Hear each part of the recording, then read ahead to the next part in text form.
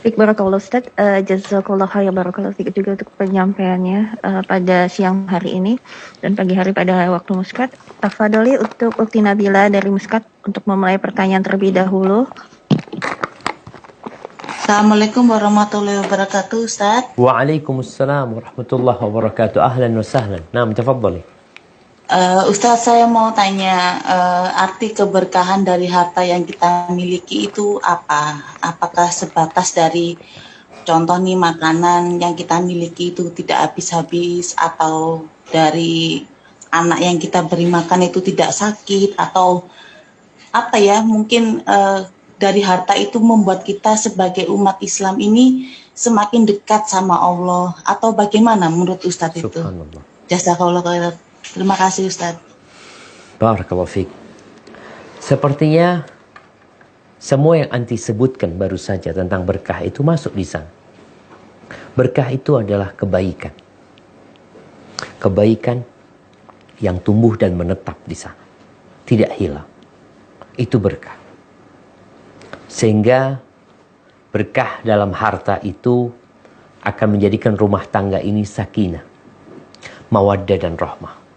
Berapa banyak orang gara-gara tidak berkah harta yang dia bawa ke rumahnya menyebabkan keributan dalam rumah tangga. Menyebabkan anak-anak tidak jadi anak yang soleh. Menyebabkan makanan itu selalu habis. Kadangkala tuntutan dari keluarga juga nggak selesai-selesai. Maka berarti tidak berkah. Berkah itu artinya kebaikan yang menetap dan berkembang. Sehingga berdampak di mana orang yang berkah hartanya, insya Allah dia bisa berangkat umroh, dia bisa berangkat haji, dia bisa berbagi dengan fakir miskin, dengan tetangga-tetangga. Itu diantara makna berkah. Sehingga kita memang perlu merenungkan tatkala kita punya harta, kok kayaknya harta ini ya nggak berkah gitu loh.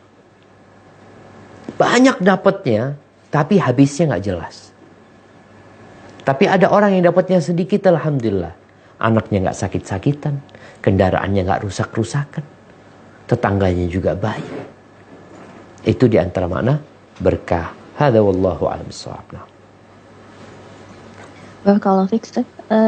Tafadholi untuk Ukti Tanti dari Jamaah Zoom. Ukti Tanti. Ya, bismillah. Assalamualaikum warahmatullahi wabarakatuh. Waalaikumsalam warahmatullahi wabarakatuh. Barakallahu fikum Pak Ustadz. Wa fikum.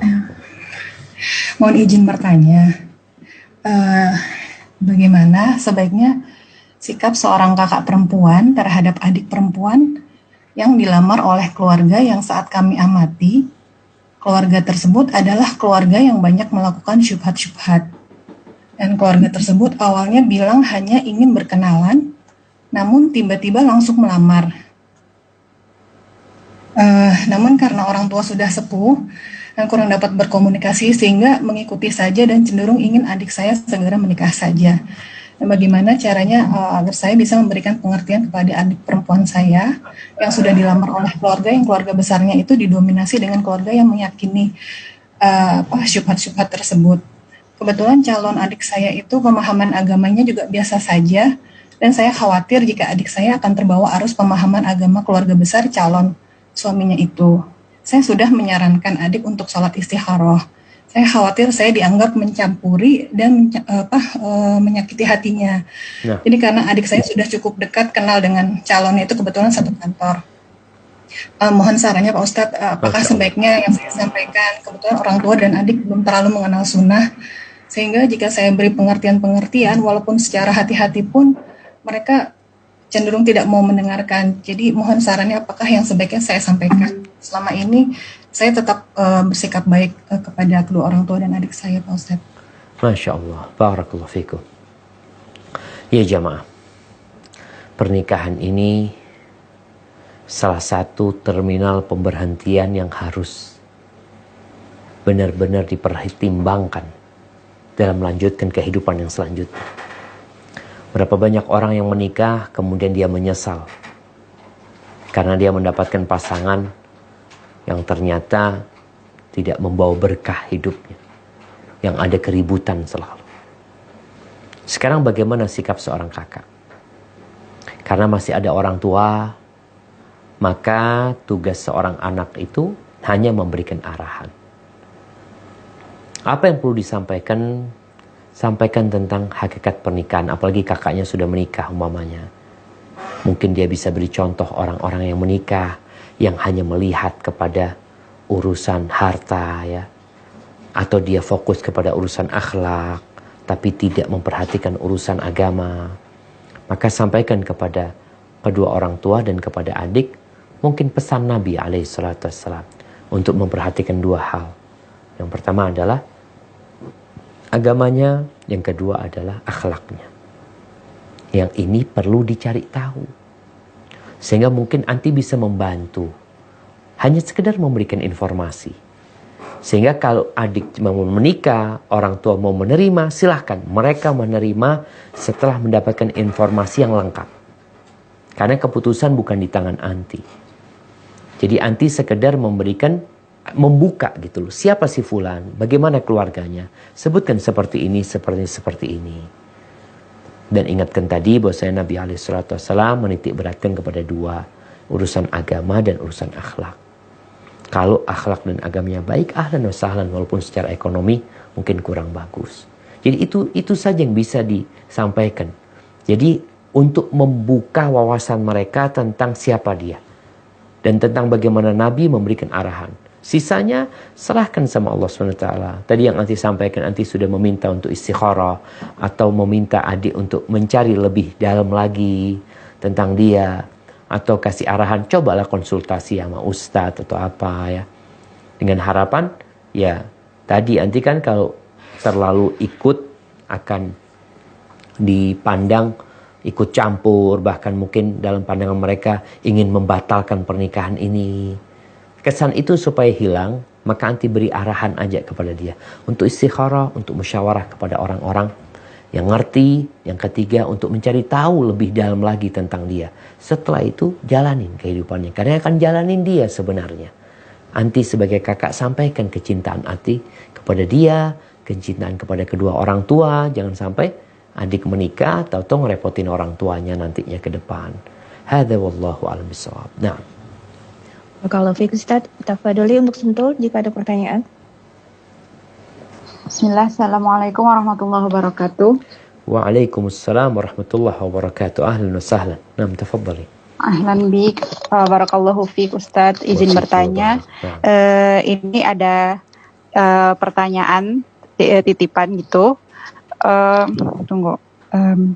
Jadi ini sepertinya berkaitan dengan hadis yang Aisyah radhiyallahu anha yang menghitung-hitung tepung itu Ustaz. Ya. Nah, untuk sebagai ibu rumah tangga kita di apa ya namanya nih?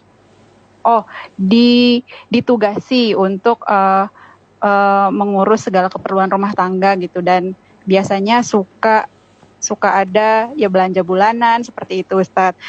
Sehingga mungkin kalau secara tidak sadar, kalau waktunya sudah mau habis, terus secara tidak sadar menghitung-hitung gitu Ustaz, yang ini udah mau habis, itu ya seperti itu gitu. Nah, ini apakah termasuk ke dalam hadis yang tadi itu Ustaz, yang bisa menghilangkan berkah? Sepertinya begitu Ustaz. Jazakallahu khairan. Iya jemaah. Yang pertama, kalau kita dalam kehidupan rumah tangga ini memang sudah biasa beli, maka tinggal dilihat. Mau beras, ya udah beras itu diambil. Nggak perlu nanti sekali-kali dilihat berapa sih jumlahnya, nggak perlu. Tapi ketika memang habis, ya beli. Aisyah radhiyallahu taala anha ketika habis, ya udah beli tentunya. Itu orang Badui ketika udah habis juga, ya beli. Mau nggak mau tuntut dia beli. Tapi bukan menghitung-hitung sekedar ingin tahu aja berapa sih ya sisanya. Tapi kalau memang keperluan tadi keluarga, kita tahu umpamanya setiap akhir bulan udah beli gula, beli beras, kan udah tahu. Akhir bulan beli. Tapi yang ada di rumah, Anda rasa nggak perlu dihitung. Yang ada di rumah, sisa yang ada di rumah, ya udah. Tapi engkau memang tiap bulan biasa beli, namun tanpa harus menghitung yang ada di rumah. Mungkin anti berpikir, takut mubazir nanti Pak Ustaz. Nanti beli lagi takut mubazir. Anti bisa bagikan kepada tetangga kalau memang lebih. Artinya sebuah kegiatan rutinitas yang memang biasa anti beli, beras, gula, apa ini macam-macam, anti hitung semua kebutuhan rumah, ya udah beli. Sisa di rumah, wallahu alam, ana rasa nggak perlu anti hitung. Biarkan seperti itu. Ketika memang habis, ya anti masukkan lagi. Mamanya kan kadang-kadang ada orang punya wadah beras ya. Ada wadah beras itu yang kalau mau masak tinggal ngambil, mamanya seperti. Ya udah anti ambil, masak ya. Nggak perlu dilihat-lihat tinggal berapa ini ya. Seperti itu. Wallahu a'lam bishawab. Jadi demi untuk tetap menjaga keberkahan itu, silahkan anti beli kebutuhan tanpa menghitung yang masih tersisa. Kalaupun anti berpikir takut mubazir, banyak tetangga yang bisa menerima. Insya Allah kalau makanan yang seperti itu, apalagi makanan pokok ya, bukan makanan masak yang kalau kita kelebihan bisa bau, enggak. Jadi makanan-makanan yang tadi seperti beras, seperti gandum, jagung umpamanya, insya Allah itu akan tetap bertahan dan anti masih bisa berbagi dengan tetangga. Hadza wallahu a'lam bishawab. Barakallahu fiik, Ustaz. Ada banyak pertanyaan. Masya Allah, tabarakallah, dari jamaah Zoom. Ana coba bacakan untuk pertanyaan titipan.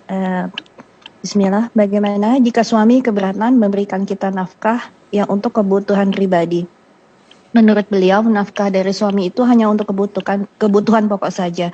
Adapun kebutuhan istri seperti bedak dan lain-lain itu bukan tanggung jawab suami. Lalu dari mana kita memenuhi kebutuhan kita itu sementara suami melarang bekerja? Setiap ana meminta uang untuk keperluan pribadi, suami selalu marah. Sedangkan alhamdulillah uang suami ada saja.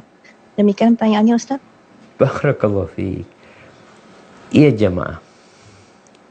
Kalau istri ini nggak dikasih nafkah untuk urusan bedak, untuk perawatan, masa mau minta sama suaminya tetangga? Ya minta sama suaminya lah. Tapi di sini ada suami-suami yang bakhil. Padahal ketika dia bicara perawatan buat istri, bedak buat istri, sabun buat istri, mungkin krim buat istri, semuanya itu untuk suami sebenarnya. Hanya saja ada suami yang tidak berpikir bahwa yang dia berikan kepada istrinya adalah sodako. Yang dia berikan kepada istrinya itu sodako. Maka sang istri di sini sampaikan kepada suami, udahlah bang, kalau engkau menganggap yang wajib buat engkau hanya urusan makan, sedangkan pribadiku, kalau bicara pribadinya istri sebenarnya untuk suami semuanya. Kalau bicara dia mempercantik dirinya, memperindah dirinya, menjaga tubuhnya, semuanya kembali kepada kebutuhan suami sebenarnya. Maka sampaikan kepada suami, tadi kalau engkau memang tidak mau kasih, ya udahlah, anggap sodakohmu engkau berikan kepada aku. Allah akan catat itu sebagai sodakoh buat engkau.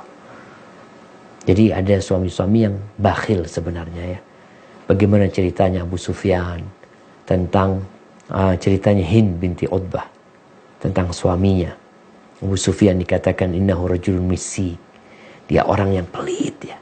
La yu'tina ma yakfina. Dia nggak ngasih kepada kami yang cukup buat kami. Boleh nggak aku ngambil hartanya? Untuk kebutuhan yang memang tadi kebutuhan keluarga yang balik kepada suami. Kalau bicara pakaian, suami bisa beli pakaian, bisa ini itu. Dia kebutuhan dia beli, tapi kebutuhan buat keluarganya dia tidak mencukupinya. Maka ketika itu bertanya, boleh aku ngambil dari hartanya? Boleh, khudhi bil ma'ruf, ambil dengan cara yang baik. Artinya cara yang suami sebenarnya duitnya banyak. Ketika diambil 1.000, 2.000, 100.000, 200.000, dia nggak tahu berapa jumlah dia karena banyaknya. Tapi ada suami-suami yang ya tadi kadangkala fulusnya di rekening. Jadi istri mau ngambil ya nggak bisa lah Ustaz. Ya, paling tidak dia bisa berkomunikasi dengan suami, sampaikan bahwasanya kalau bicara kebutuhan pribadi sebenarnya kebutuhan itu semua kembali kepada engkau, dan seorang istri pun perlu menjaga tubuhnya. Mungkin dia mengkonsumsi vitamin ya yang menjaga kebugaran tubuhnya. Itu menjadi kewajiban suami sebenarnya. Tapi kalau suami pemahamannya seperti disebutkan tadi, tinggal menjalin komunikasi yang baik. Kau nggak dapat Ustaz, tetap Ustaz. Ya udah sabar. Insya Allah Allah akan berikan jalan keluar untukmu. Jadi tunjukkan engkau melayani suami dengan baik. Semoga suami jadi baik juga sama anti nantinya. Hadza wallahu a'lam bishawab. Barakallahu fiik, Ustaz. Pertanyaan berikutnya dari Ummu Alifah, minta dibacakan juga. Bismillah. Assalamualaikum Ustaz. Waalaikumsalam warahmatullahi Ahwan. wabarakatuh. Oh, Ahwan, Ana mau bertanya, jika Ana tiap bulan mencatat sedekah bulanan kepada salah satu yayasan dikarenakan Ana suka lupa tidak sedekah atau jadinya menganggap uang tersebut hilang. Jadi Ana ini berinisiatif untuk mencatat. Lalu Ana sedang belajar mengelola uang agar tidak digunakan untuk hal yang sia-sia, dan Ana catat pula apa saja yang tidak dibutuhkan. Namun Ana membelinya. Setelah 1 bulan akan Ana analisis sebanyak hal yang Ana beli karena hawa nafsu tidak terlalu dibutuhkan. Asalnya bagaimana Ustaz? Jazakallah khair, barakallahu fiik. Nah, barakallahu fiik. Ahibati fillah. Jadi urusan catat mencatat, hitung menghitung ini sebenarnya kembali kepada ambisi tadi kita. Kalau ternyata kita mencatat itu nggak ada bayangan kita untuk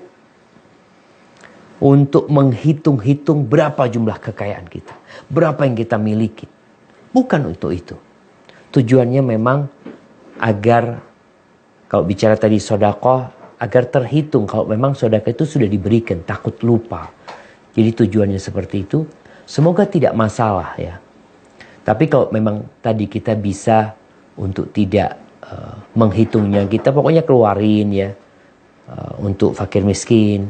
Kadang-kala kita keluarkan sekarang pokoknya 100.000. Terus kadang-kala butuh lagi tuh. Kita kan, anak kan udah keluar tuh 100.000. Ini nanti yang menyebabkan kita jadi bakhil. Jadi kalau menghitung, ingat cerita 3 orang tuh. Yang buta, yang kulitnya rusak, kemudian yang kepalanya botak. Ketika diminta 2 orang itu, diminta untuk memberikan seekor onta sama seekor sapi. Apa jawab keduanya? Banyak. Hak itu yang udah ditunaikan banyak gitu. Sehingga ini yang menyebabkan orang jadi bakhil. Ketika dicatat, sudah sedekah gitu. Sehingga ketika ada permintaan baru sedekah, ada orang yang butuh, kita nggak ngasih lagi. Kenapa? Udah, sedekah untuk bulan ini udah selesai. Ini. Tapi ketika ada uangmu, kenapa kau tidak keluar? Penyebabnya karena sedekah bulan ini sudah dicatat. Jadi udah nggak ada bagian sedekah lagi. Ini yang disebut perhitungan itu seperti itu. Kecuali engkau memang nggak punya, memang ada kebutuhan lain, ya lain lagi. Kita ini kadang-kala jemaah, kita sedekah alhamdulillah, mamanya kita punya sedekah tiap bulan kita keluarkan. Tapi tahu-tahu ada WA masuk ke WA kita, ada kerabat yang sakit, dan engkau punya uang. Apakah nunggu bulan depan? Padahal ada uang yang bisa diberikan sekarang. Maka berikan sekarang. Tapi kalau menghitung tadi hanya untuk memastikan sudah dikasihkan apa belum, nggak apa-apa. Tapi kalau menghitung agar ya sedekahnya cuma segitu doang gitu loh. Nggak ada lebih dari itu. Ini yang disebut perhitungan, yang Allah nanti akan perhitungan juga bersama kita. Adapun bicara membeli barang-barang takut tidak bermanfaat, ya bagus sebenarnya sih. Tapi ketika ambisinya takut uangnya berkurang, ini itu, karena dia ingin menumpuk hartanya, itu bermasalah. Hadza wallahu a'lam bishawab. Barakallahu fiik Ustaz. Banyak yang ingin dibacakan. Kali ini dari jamaah Zoom dari Ukti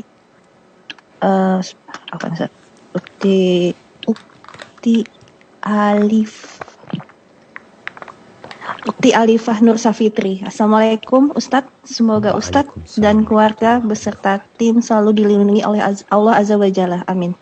Ustadz ingin bertanya, bagaimana cara menyikapi hati yang selalu iri dengan pencapaian orang lain? Contoh saja teman yang bisa kuliah lalu sukses atas pencapaian, sedangkan saya tidak kuliah. Seringkali saya iri Ustadz. Dan yang kedua Ustadz, mohon maaf di luar tema, bagaimana menurut Ustadz jika sholat dilakukan sebelum waktunya? Misal Isya di Purwokerto jam 19.21.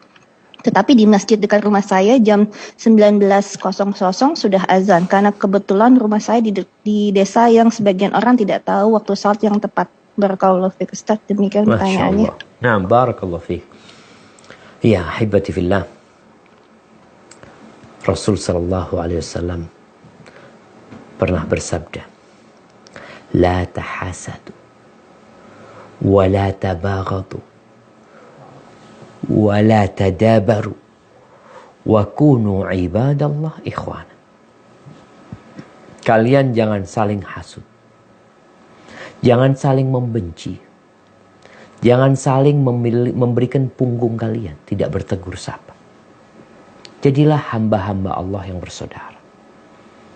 Jadi ketika antum melihat saudara antum sukses, kuliah, dan mencapai cita-citanya, antum seharusnya bersyukur, Masya Allah, mudah-mudahan diberkahi. Terus anda kepingin seperti itu, ya nggak ada masalah. Mintanya sama siapa? Sama Allah Azza wa Jalla. Jangan sampai rasa hasud ini menyebabkan kita berpikiran yang buruk. Bagaimana keberhasilan orang itu hilang. Karena ini yang disebut hasud. Menginginkan kenikmatan yang ada pada diri orang itu hilang. Kalau engkau ingin seperti yang diberikan kepada dia, minta sama Allah SWT, nggak ada masalah engkau minta sama Allah SWT.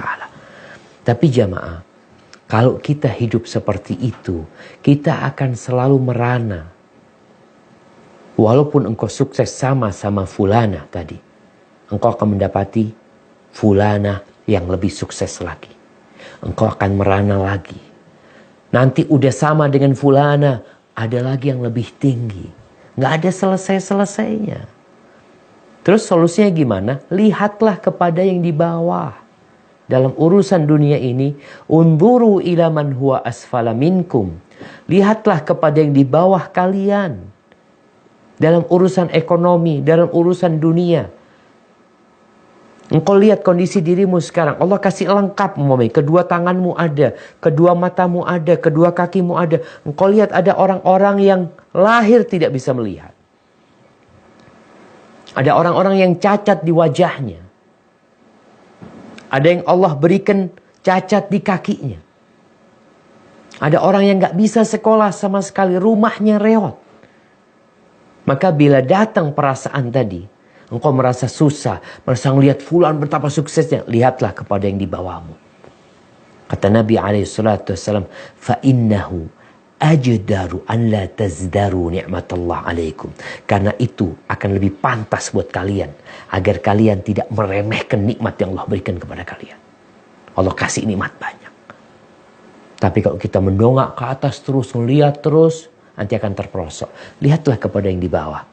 Nanti akan senantiasa mengatakan Alhamdulillah, Alhamdulillah. Maka ketika perasaan hasad itu datang, doakan orang yang nanti lihat dari fulan sukses ya Allah. Bukankah mendoakan orang lain itu akan ada malaikat yang mengaminkan doaku? Terus apa manfaatnya hasud? Kalau sekedar akan membakar diri kita sendiri dan membuat kita sengsara. Ada yang tetangganya sukses, dia nggak bisa tidur. Tetangganya beli motor baru, dia sakit perut selama 3 hari. Harus mengkonsumsi obat.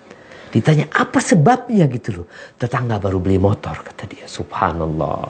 Tetangga baru beli motor, minta sama Allah. Ya Allah, mudah-mudahan motornya tetangga ini ya Allah dikasih berkah. Bisa dipakai, aku juga bisa pinjam nantinya.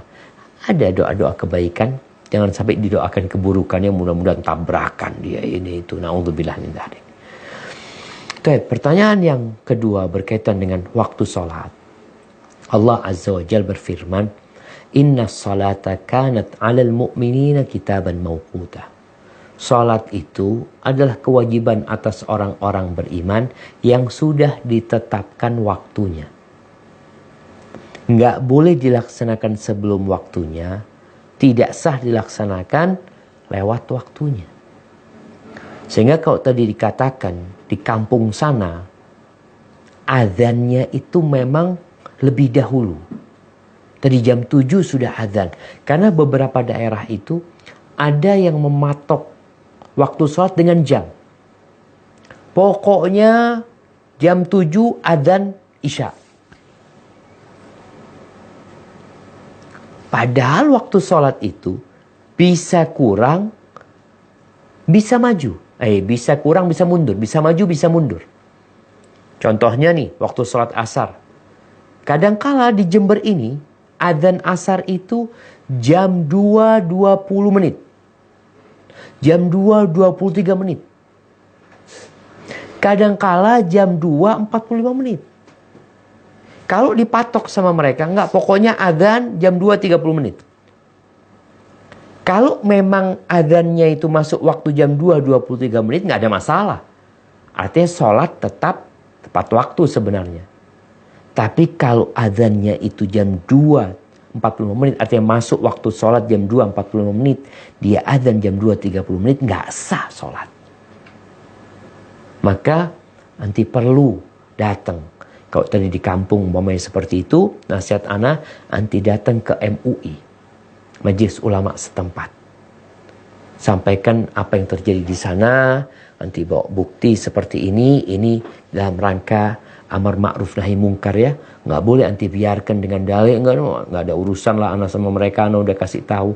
Kadang-kala mereka dikasih tahu, nggak mau. Kenapa? Karena yang ngasih tahu anti. Anti siapa gitu.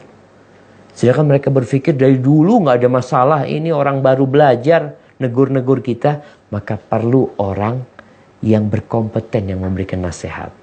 Mereka akan pelajari bukti-bukti itu, anti rekam momennya sekarang jam berapa, ini adzan jam sekian. Lalu cari cabang MUI yang terdekat, sampaikan kepada mereka. Atau ada ormas masyarakat di sana yang mungkin dapat memberikan nasihat, nanti juga sampaikan. Hadza wallahu a'lam bishawab. Nah. Barakallahu fiik, Ustaz. Di masa injury time semoga masih bisa 3 pertanyaan ya, Ustaz ya. Barakallahu fiik. Asik, barakallahu. Ustaz, pertanyaannya dibacakan lagi dari Uktilia. Ustaz, Amin. banyak di antara akhwat yang telah menjadi istri membeli emas sebagai tabungannya. Setiap ada uang dibelikan emas untuk simpanan. Apakah itu baik, Ustaz, dan tidak termasuk ambisi terhadap dunia? Dan bagaimana seharusnya seorang akhwat yang telah menjadi istri menyikapi harta yang dimilikinya? Benarkah banyak menabung uang itu membuat kita pelit? Demikian, Ustaz. Barakallahu fikum. Ahibati fillah. Kalau menabung dalam rangka ada keperluan, bukan dalam rangka menumpuk dan menimbun harta, nggak ada masalah. Tadi kita sampaikan Nabi SAW dari harta yang beliau milikin di Khaybar sana, di Fadak itu beliau keluarkan nafkah setahun buat keluarganya. Bukan nafkah 1 bulan, setahun beliau keluarkan. Kalau memang tadi menabung, ini uang alhamdulillah kewajiban dia laksanakan. Dia keluarkan yang namanya zakat wajib kalau memang sudah sampai nisabnya. Kemudian dia juga memberikan hak-hak orang-orang fakir miskin, dia berikan. Kemudian sisanya dia tabung memang untuk kebutuhan. Nanti anaknya mau masuk pesantren, nanti anaknya mau kuliah, nanti anaknya mau ada kebutuhan yang memang diperlukan. Maka nggak ada masalah buat dia. Sehingga ketika kita menabung itu uang untuk tujuan kebaikan, insya Allah jadi baik. Tapi kalau menabung itu hanya untuk berbangga-banggaan, aku kepingin beli ini yang mahal ya, dia tabung itu supaya bisa pamer sama kawan-kawannya, ya dia dapat dosa juga nantinya karena tujuannya nggak baik. Tapi kalau menabung tujuannya baik, untuk ya kalau mungkin ada keperluan nantinya, insya Allah nggak ada masalah atas apa yang dia kerjakan. Kembali kepada niat kenapa dia menabung. Dan jangan sampai menabung lupa dengan kewajiban-kewajiban dia. Hadza wallahu a'lam bishawab. Ustaz, pertanyaan berikutnya Ukti Sifah mau bertanya langsung, tafadholi untuk unmute dan bertanya langsung pada Ustaz. Ukti Sifah, Ummu Sifah, afwan. Ummu Sifah.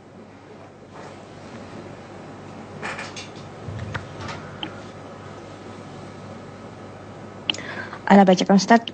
Bismillah. Assalamualaikum Ustaz. Barakallahu fiik. Akhwat izin bertanya mengenai tidak membuat suami benci dalam hal harta.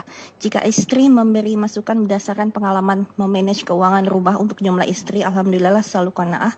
Saat normal suami selalu menerima masukan. Namun sekali suami marah besar dan menjadi benci hingga ingin menceraikan saat istri kurang peka kalau suami depresi.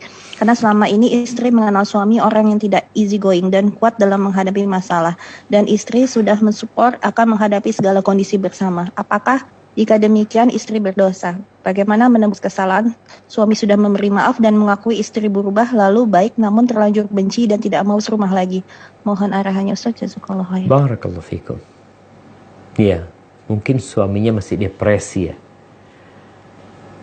Ahibati fillah. Rasulullah sallallahu alaihi wasallam mengatakan la yafraq mu'minun mu'minah.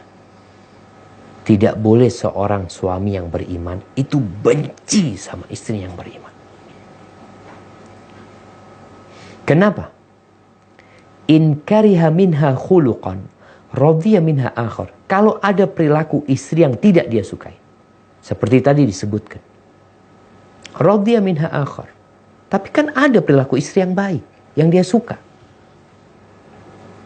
Sehingga seorang muslim itu diperintahkan untuk melihat kepada kelebihan, tidak fokus kepada kekurangan. Tapi kalau sudah tadi kadung benci, kalau sudah kadung benci memang semuanya jadi buruk. Yang baik pun jadi buruk. Yang benar pun jadi salah. Yang sopan pun jadi kurang ajar. Karena pandangannya sudah penuh dengan kebencian. Makanya Nabi melarang. Kalau engkau beriman, jangan benci istrimu dengan kebencian yang kemudian engkau nggak melihat ada kebaikan di diri dia. Ada kebaikan di diri dia. Selama kesalahannya itu bisa ditoleransi, ditoleransi. Apalagi istri udah minta maaf. Maka kalau dikatakan apa sikap istri sekarang? Istri udah minta maaf. Alhamdulillah selesai tugas dia. Bagaimana sekarang dia menumbuhkan cinta itu lagi? Dia terus berbuat baik kepada suami. Anti perlu mendoakan suami. Karena hati suami anti ada di tangan Allah Subhanahu wa taala. Dan mungkin anti perlu bantuan orang lain untuk memberikan nasihat kepada suami. Karena Ana lihat suami udah tidak percaya lagi sama anti. Sehingga kalau anti yang kasih masukan, kayaknya nggak akan berguna. Tapi bagaimana orang lain, jadi dalam kondisi rumah tangga nggak baik itu, nggak normal kondisinya, kadang-kala perlu bantuan orang lain. Jangan orang tua anti. Karena yang ditakutkan kalau orang tua malah akan marah-marah sama suami. Tapi siapalah dari pihak suami yang mungkin akan memberikan masukan dengan cara yang bijak ya. Sambil terus mendoakan suami dan berbuat baik kepada suami. Semoga Allah membuka hatinya suami. Hadza wallahu a'lam bishawab. Barakallahu fiik, Ustaz. Untuk pertanyaan terakhir, ada 2 pertanyaan yang mirip Anda bacakan. Pertama dari Ukti Maria Rossi dari seorang mahasiswi dan juga dari Ukti Arfiela. Pertanyaan keduanya mengenai bagaimana mengenai keseimbangan antara kehidupan dunia dan akhirat. Supaya tidak terlalu fokus dengan dunia, dan sebagai mahasiswi juga supaya lebih mengutamakan akhirat. Demikian Ustaz. Barakallahu fikum. Iya, kalau bicara bagaimana menyeimbangkan dunia dan akhirat ini. Udah pernah kita bahas kemarin ya, pada pertemuan sebelumnya. Bahwa Nabi SAW mengajarkan kepada kita, kun fid dunya ka'annaka gharibun aw abiru sabil. Hiduplah di dunia ini seperti orang asing. Atau bahkan kau hidup seperti orang yang sedang transit, pengembara. Kita nggak akan lama di sini. Maka coba engkau hitung, berapa lama kira-kira engkau hidup di dunia? Dan berapa lama engkau hidup di akhirat? Maka tatkala itu engkau baru akan bisa menyeimbangkan. Hidup di dunia umpamanya 60 tahun. Hidup di akhirat anggap 60.000 tahun. Maka bagaimana engkau menyeimbangkan? Ini 60 tahun, ini 60.000 tahun. Bagaimana persiapannya? Bekal di sini berapa, bekal di sini berapa? Gimana dengan akhirat yang selama-lamanya kita akan hidup di sana? Maka Allah mengatakan, mengingatkan kita, bal tu'thirunal hayatad dunya. Kalian lebih mementingkan kehidupan dunia. Wal akhiratu khairu wa abqa. Akhirat itu lebih baik, lebih kekal. Carilah dunia untuk akhirat. Itu mungkin pesan anak. Kalau bicara menyeimbangkan dunia dan akhirat, engkau silahkan sibuk cari dunia. Tapi ambisimu buat akhirat. Engkau belajar dunia, ambisinya tetap akhirat. Kenapa? Karena aku akan tinggal di sana selama-lamanya. Ini dunia hanya sekedar jembatan. Silahkan kau ambil bagianmu dari dunia ini. Tapi yang namanya ambisi tetap akhirat. Kenapa? Karena kita memang akan mati meninggalkan dunia ini. Dan semua tahu kematian itu pasti. Jadi seorang hamba dengan cara seperti itu, insya Allah dia akan mampu untuk menyeimbangkan. Mana yang menjadi misi utama dia, ambisi utama dia, dan mana yang sekedar faktor penolong aja, faktor pembantu aja untuk kehidupan dunia ini. Hadza wallahu a'lam bishawab, dan hendaklah senantiasa berdoa memohon kepada Allah, wala taj'alid dunya akbar hammina wala mablagha ilmina. Jangan jadikan dunia itu ambisi kita yang paling besar ya Allah, dan jangan jadikan itu tujuan ilmu kami. Hadza wallahu a'lam bishawab. Subhanakallahumma wa bihamdika asyhadu an la ilaha illa anta astaghfiruka wa atubu ilaik. Wassalamualaikum warahmatullahi wabarakatuh.